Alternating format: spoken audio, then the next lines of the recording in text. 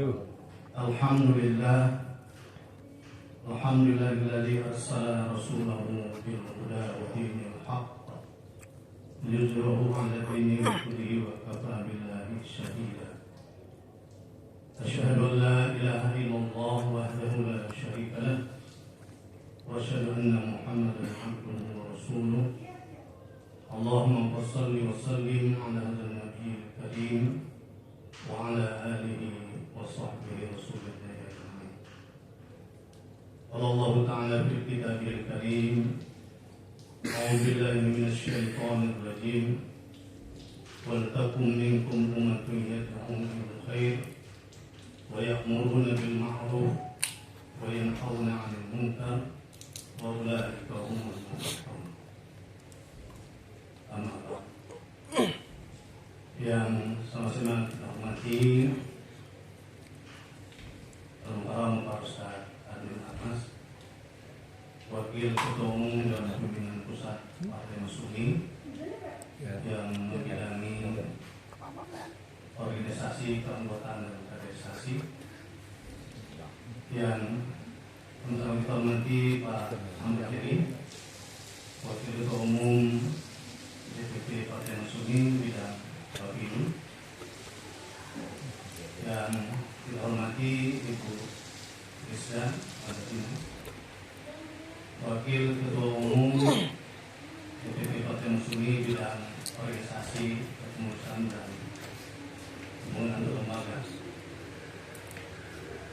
yang mulia yang kita hormati pejabat Ketua Dewan Pimpinan Wilayah Partai Masyumi Provinsi Banten, Pak Andi, Pak Sekretaris Umum, dan seluruh jajaran fungsionaris DPW Partai Masyumi Provinsi Banten, yang saya hormati, yang saya banggakan Bapak Ibu-Ibu Ketua Dewan Pimpinan Daerah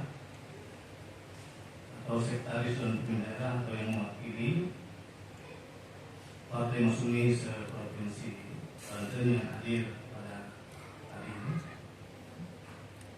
Hadirin hadirat yang dimuliakan Allah Subhanahu wa taala. Pertama, mari kita panjatkan puji serta syukur kepada Allah Subhanahu wa taala atas nikmat yang terus-menerus diberikan kepada kita sebagai hamba-Nya, terutama nikmat iman, nikmat Islam, nikmat ihsan.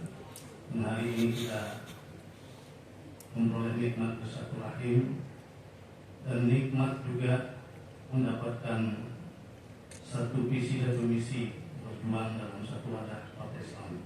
Itu adalah suatu kenikmatan yang kita buat, karena belum tentu yang lain memperoleh nikmat itu. Itu perlu kita syukuri. Dan alhamdulillah pada kesempatan ini kami hadir berempat. Ini bertiga ini adalah ujung tombaknya Partai Masyumi untuk dapat ikut sebagai peserta pemilu. Ibu Rizda harus memikirkan setiap saat tentang seluruh Dewan Pimpinan Wilayah terbentuk sampai ke Dewan Pimpinan Daerah dan bawahnya. Pak Ustaz Anin harus memikirkan bagaimana merekrut anggota dan melakukan kaderisasi. Sedangkan Pak Ahmad Heri memikirkan bagaimana caranya partai ini bisa lolos pemilu. Nah, saya cuma mengkoordinasikan saja kegiatan-kegiatan partai. Saya dalam hal ini mewakili Pak Ketua Umum dan ketemu hari Jumat hari Jumat. Surat Pak Andi sudah lama saya sampaikan ke beliau, itu sampai saya teruskan dan beliau siap hadir. Tapi ada hal yang tidak bisa diatur, jadwal sidang. Jadwal sidang itu ya pengadilan negeri yang mengaturnya, atau hakimnya yang mengatur. Nah, kesempatan beliau ada sidang di Palembang. Jadi tidak mungkin bisa meng-cancel jadwal sidang itu, dan itu di luar kemampuan beliau untuk mengatur. Karena itu beliau berikan salam kepada Bapak Ibu semuanya. Assalamualaikum warahmatullahi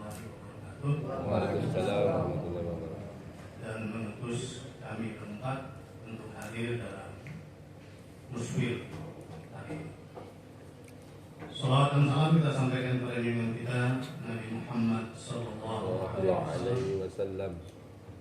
Ikutan kita, panutan kita, model dalam kehidupan kita. Semua kita senantiasa dapat mengikuti tentang kehidupan Rasul dalam kehidupan kita sehari-hari. Amin. Pak Ketua Wilayah yang saya hormati, Bapak Ibu-ibu dari Dewan Pimpinan Daerah. Saat ini Banten ini penduduknya sekitar 12,47 juta jiwa.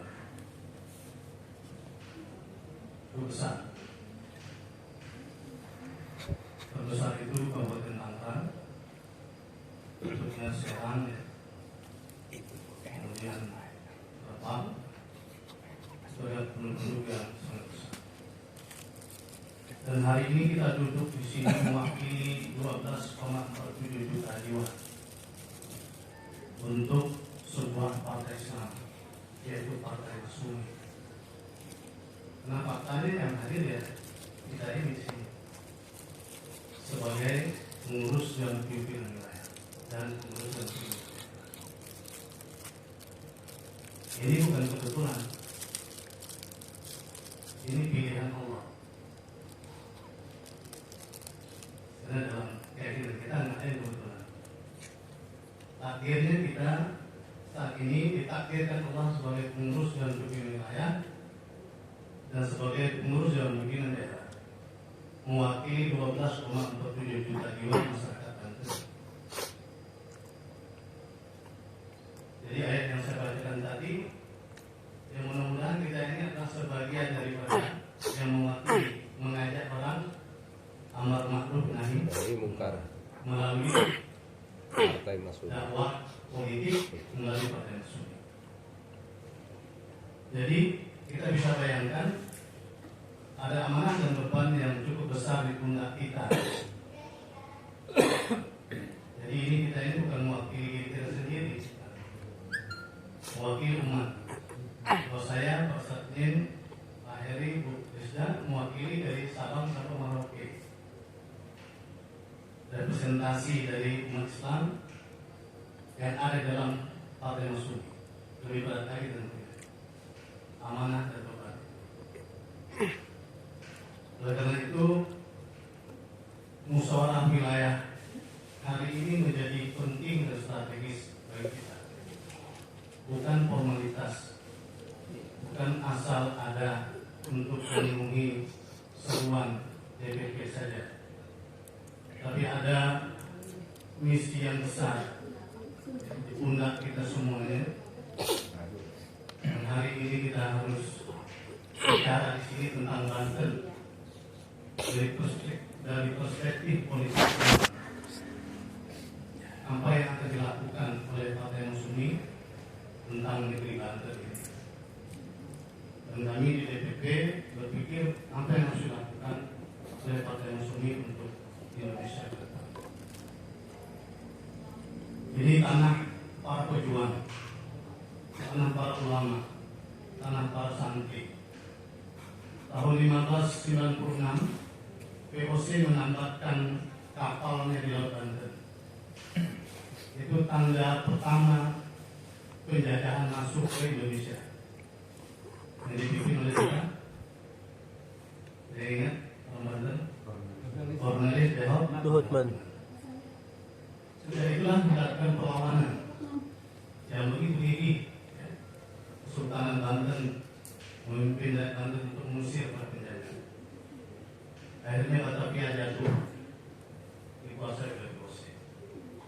Bangkit para ulama-ulama kita melawan. Kita mengenal Sultan Hasanuddin, Tirtayasa. Kita mengenal ulama-ulama besar yang bangkit dari sini. Mereka berjuang di melawan, bahkan ada yang bisa sampai ke dari mana? Afrika Selatan. Syekh Yusuf Makassari, mufti besar Kesultanan Banten. Ada Kiai Sanhong, berjuang kemerdekaan.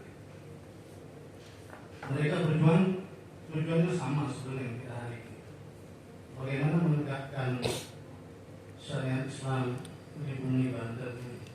Kalau ketika itu mereka mempertahankan setiap lintang tanah dan setiap ayat-ayat Allah di bumi Banten ini tetap terus bergerak. Hari ini apakah kolonialisme itu sudah tidak ada?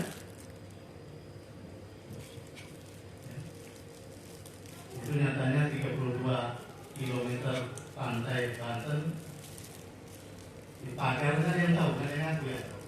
Ya dipagar ya. Ya, udah. Ada Menteri Kelautan, ada Menteri Lingkungan Hidup, ada Polisi Air dan Udara yang katanya setiap hari patroli. Ada Dinas Kelautan Provinsi, ada pemerintah Kabupaten Tangerang, Serang, ada camat, ada lurah, ada RT, RW. Tak satu pun yang mengetahui katanya ada orang mager laut 32 km. 32 km itu jauh. Tidak mungkin satu malam mungkin. Kecuali berwali. Itu adalah gaya kolonialisme, neo-kolonialisme. Jadi sebetulnya perjuangan kita cuma medannya saja yang berbeda, tapi ruhnya sebetulnya sama dengan para pejuang. Hanya saya membedakan kita dengan mereka adalah semangat dan kegigihan dalam berjuang.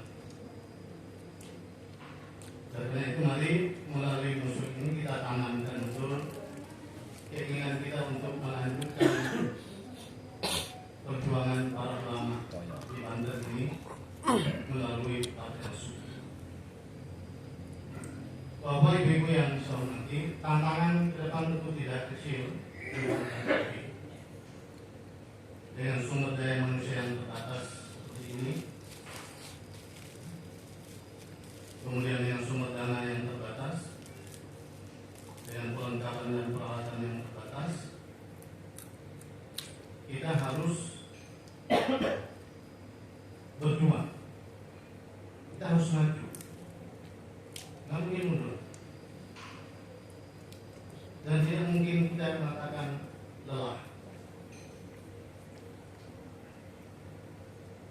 Itu bedanya orang yang di partai Islam dengan partai yang sekuler. Orang yang berada di partai Islam itu tidak boleh mengatakan lelah.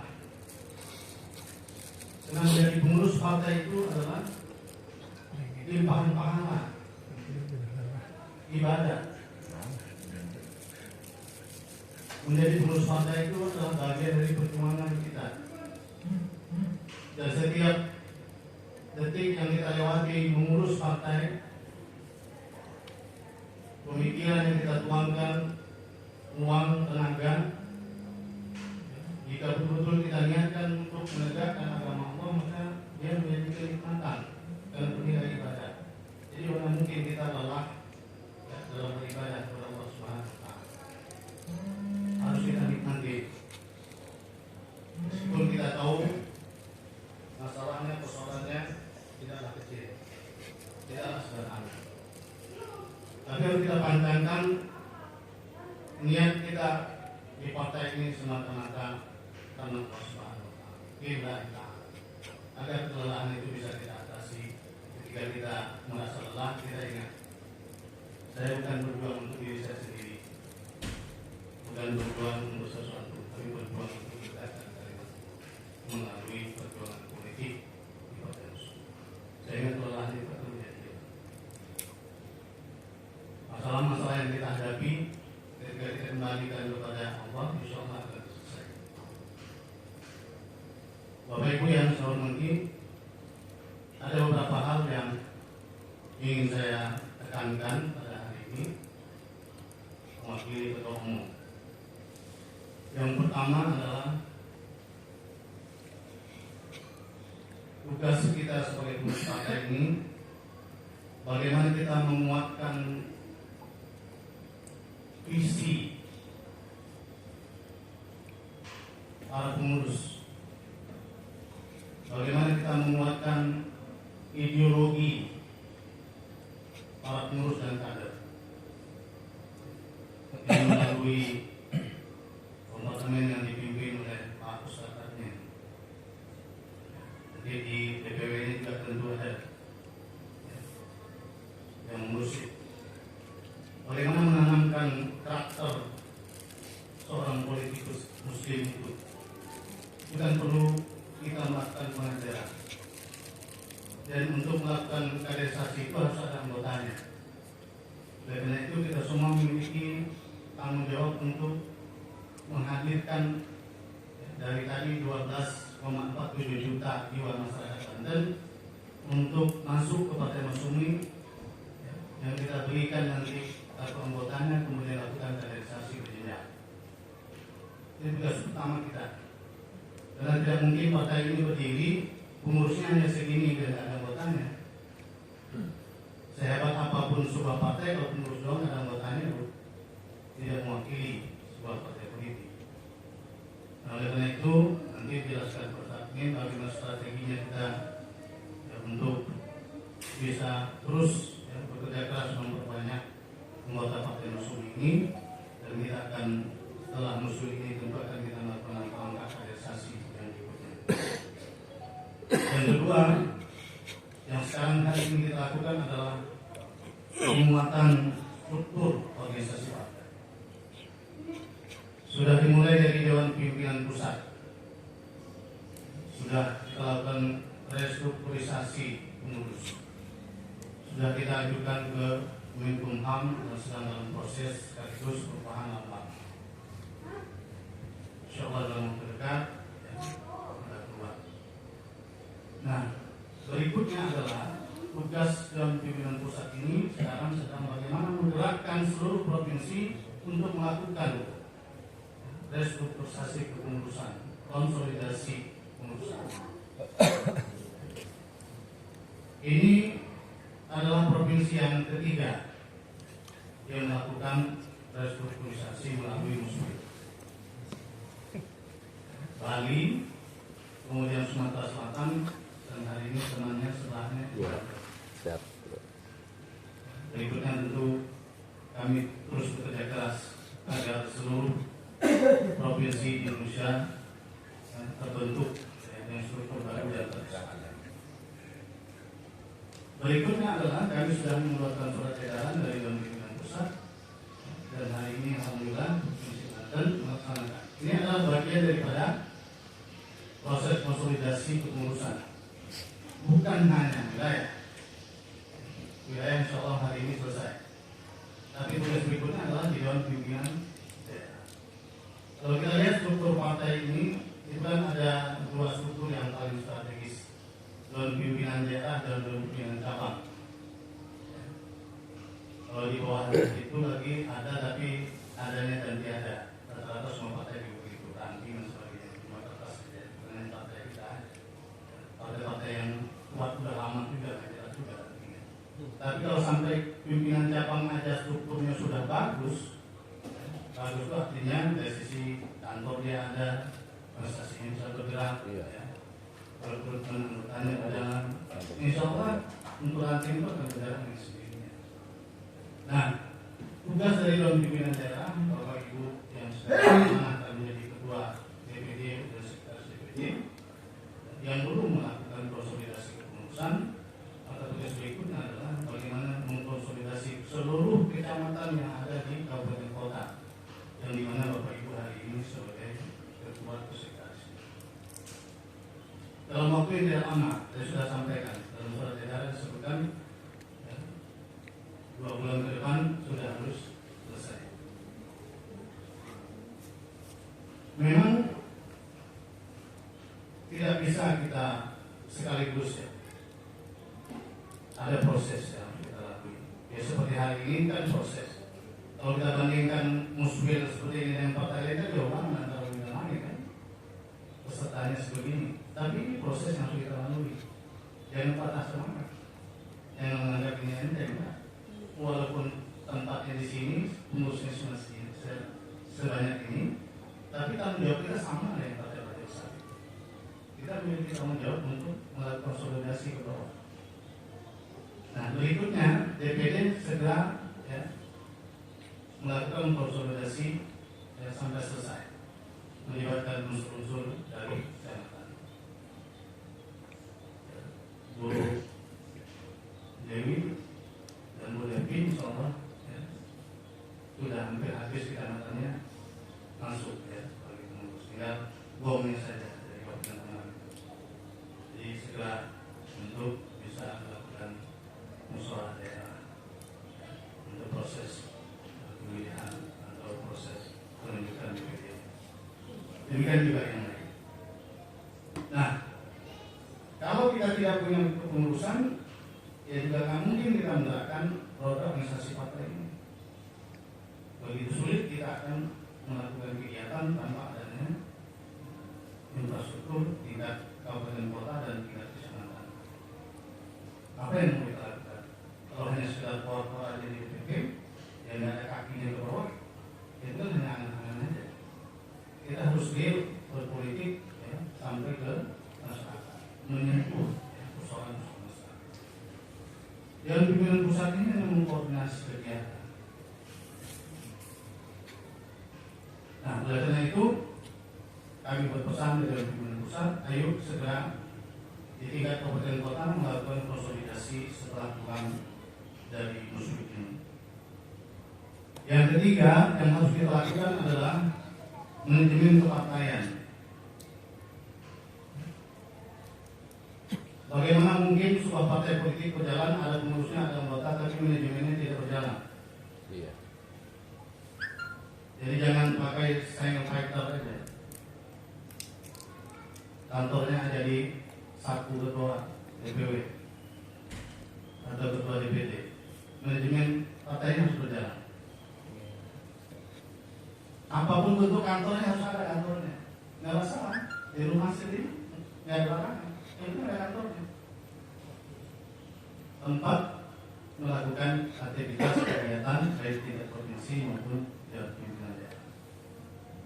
Jadi manajemen kepartaian itu harus berjalan, sistem administrasi yang harus berjalan, arsip-arsipnya semua harus terjaga, komunikasi di antara kepengurusan itu harus berjalan. Dan sekarang ini kan sudah sangat mudah ya, melalui sistem IT dan digitalisasi. Semua hal bisa lebih cepat kita lakukan. Tetapi itu realitasnya harus ada. Tidak boleh ya, manajemen partai itu ada di tasnya ketua, ada di tasnya sekretaris, tapi harus ada di sekretariat agar semua pengurus ini terlibat dalam proses manajemen partai. Yang keempat yang harus kita lakukan adalah komunikasi politik kepada publik. Silaturahim dalam bahasa kita. Siapapun yang harus kita datangi sebagai tokoh yang memiliki pengaruh, paling cepat yang gitu. Kalau nyamparin satu-satu 12 juta orang kan mungkin selesai. Tapi kalau kita datangi tokoh, di belakang dia ada ribuan orang, atau ratusan orang, atau puluhan orang. Ini dalam rangka efisiensi kerja aja. Tapi kalaupun kita memiliki akses ke banyak orang, ya bagus, alhamdulillah. Tapi dalam strategi partai, ya, kita harus bersilaturahmi kepada tokoh-tokoh yang memiliki ya, pengikut agar mudah kita ya, mengkomunikasikan kepada. Kalau dia mendukung atau bersimpati kepada kita, maka itu memudahkan kita untuk melakukan komunikasi dengan para kader dan para pengikut. Dan ini harus mulai kita lakukan. Dewan Pimpinan Pusat sudah memprogramkan, tapi kami belum menunjukkan karena masih mempersiapkan dokumen-dokumen yang harus kita lakukan. Itu juga nanti kalau dokumen-dokumen itu sudah selesai, kami akan sampaikan. Yang terakhir yang harus kita lakukan adalah persiapan pemilu. Yang tadi itu muaranya adalah dari sisi strategi politik adalah kita lolos sebagai peserta pemilu. Kita tidak tahu sistem politik ke depan peserta pemilu itu seperti apa. tapi kita anggap saja sama kayak kemarin, agar kerja kita tetap konsisten seperti itu. Tentu kita berharap ya, melalui jalur-jalur resmi, dan kita sedang melakukan komunikasi bagaimana sistem pemilu ke depan itu lebih mudah. Kalau kita mendengar ya, dari beberapa pidato presiden, arahnya ke sana. Maka diangkat ada wakil Menteri Dalam Negeri, itu tugasnya adalah untuk menyederhanakan pemilu. Mudah-mudahan itu terwujud. Tapi kita tidak menunggu itu, kerja kita tetap acuannya seperti pemilu yang kemarin yang harus kita penuhi. Di Dewan Pimpinan Pusat juga sudah melakukan pertemuan untuk melakukan judicial review ya, terhadap undang-undang pemilu, terutama adalah persyaratan peserta politik. Ya, jadi sudah dirumuskan ya, materi untuk IR-nya. Saya menyampaikan beberapa waktu yang lalu dalam diskusi, partai politik itu adalah sebuah alat demokrasi ya. Dan bagaimana mungkin orang harus dipaksa untuk masuk, ini menjadi tidak demokratis. Contohnya begini, partai Masyumi itu mungkin mendapat anggota yang banyak di daerah-daerah Kristen atau Katolik. Ini nggak perlu harus orang itu menjadi partai Masyumi menjadi syarat kita menjadi peserta pemilu. Demikian juga partai yang beraliansi keagamaan lain, misalnya mau di Aceh nggak usah dipaksa. Itu kan melanggar hak. Hak orang aja dia mau jadi anggota partai atau tidak. Jadi jangan menjadikan persyaratan kalau kita tidak punya 1000 ya di puncak gunung Papua di sana yang mereka tidak beragama atau beragama lain, lantas kita tidak menjadi peserta pemilu. Itu kan melanggar sebetulnya hak dasar politik bagi negara. Kenapa dipaksain orang? Contohnya juga yang bisa ikut peserta pemilu, misalnya partai Aceh kan tidak ada di sini, dia juga bisa ikut peserta pemilu. Kalau alasannya adalah daerah khusus, ya kenapa juga pemilu tidak kita ubah menjadi suatu yang ketentuan yang khusus? Karena partai politik itu dia punya misi dalam sebuah negara demokrasi, orang bebas untuk membuat misinya. Kita punya misi Islam. Dan tidak mungkin kita memaksakan di daerah yang tidak ada penduduk muslim yang harus menjadi pengurus dan anggota. Ya seharusnya lepaskan saja di situ. Tidak perlu undang-undang mengatur bahwa semua daerah dan orang kan punya hak memilih untuk menjadi anggota partai atau tidak. Nah ini kita akan menguji ya, undang-undang pemilu. Sudah disiapkan konsepnya dari Dewan Pakar. Nah, Bapak Ibu yang saya hormati, ini beberapa poin yang ingin saya sampaikan melalui wakil ketua umum di dalam ruangan yang mulia ini. Terima kasih pada pejabat ketua dan pimpinan wilayah dan sekretaris yang telah selama ini saya tahu berdokumentasi untuk melakukan konsolidasi ya, bagaimana terwujudnya sebuah dewan pimpinan wilayah partai yang kuat, yang kokoh, ya, yang berdaya guna, yang memiliki semangat. Mudah-mudahan melalui muslim hari ini, ya, apa yang telah dilakukan itu menjadi ibadah Allah Subhanahu wa Ta'ala. Demikian, ya, kurang lebihnya saya mohon maaf dan dengan mengucapkan basmalah bersama-sama. Bismillahirrahmanirrahim. Musyawarah wilayah Partai Masyumi Provinsi Banten dengan resmi saya buka.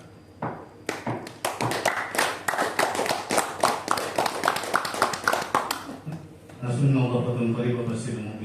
Wabillahi taufiq wal hidayah. Assalamualaikum warahmatullahi wabarakatuh. Waalaikumsalam warahmatullahi wabarakatuh. Terima kasih pada Sekjen Samsudin Dayan atas sambutannya dan terus membuka muslim. Acara selanjutnya yaitu doa pembukaan muslim pada Bapak Ustadz Adni Ahmad MA. Mohon minta bantuannya untuk silakan Pak Ustadz. A'udzubillahi minasyaitonirrajim. Bismillahirrahmanirrahim. Alhamdulillahi hamdan na'imin, hamdan syakirin, hamdan yuwafi ni'amahu wa yukafi'u masidah. Ya Rabbana lakal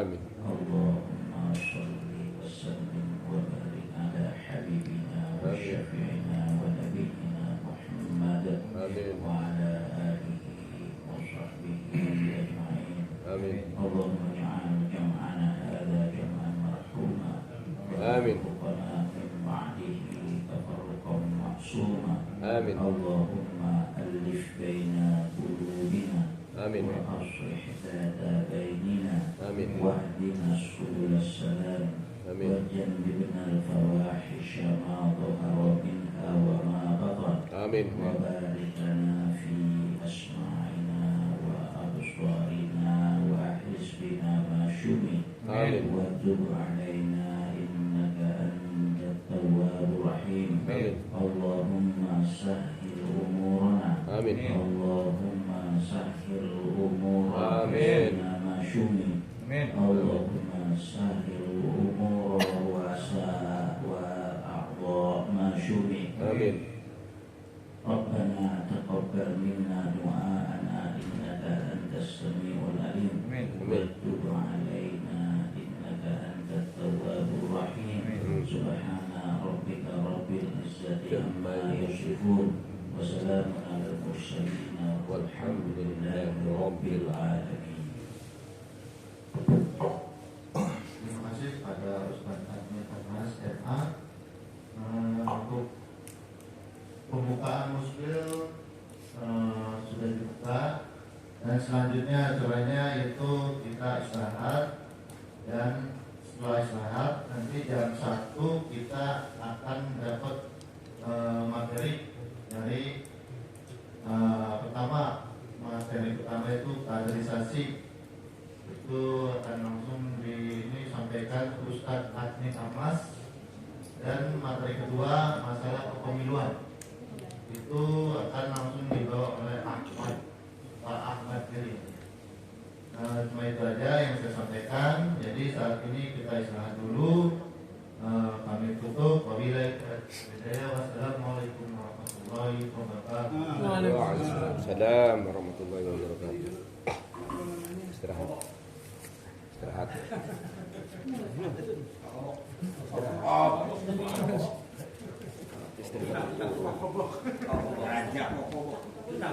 Tukang ketepopok.